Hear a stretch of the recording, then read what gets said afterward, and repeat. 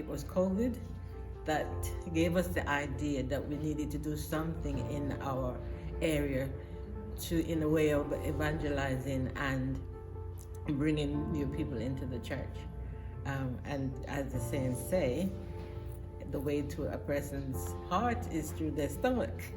So why not do food? So that was the idea. It was a lot of work, but between me and Hazel, we got a lot of advice from other groups that was doing the project similar to this one. And so we were able to take that forward to be here now. Okay? Yes, definitely. Yeah.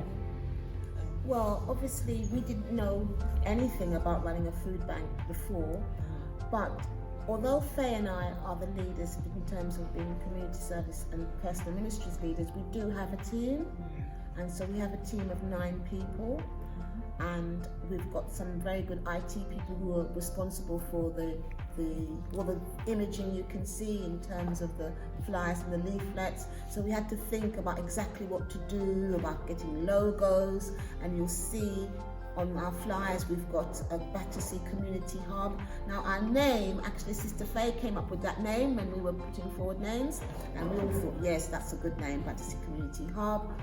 And then the challenges were that, how do we go about it? So the main thing we did was ask people who were actually running a similar project, and that's where we got lots of guidance. And it was particularly West Croydon Food Bank. They've been so supportive to us, so we'd like to do a big shout out to Grace and Adrian and Pastor Royston Smith at West Croydon. They really supported us and encouraged us, because we don't have many resources in our church. We're a small church, and that's why we've made it a whole church project. Every church department is meant to be behind this, because we're a small church and we couldn't do it without the support of the whole church. That's right. So if someone was thinking about starting a food bank, what advice would you give them? Well, find out how food banks run from people who've done it before, and because that's what's really helped us.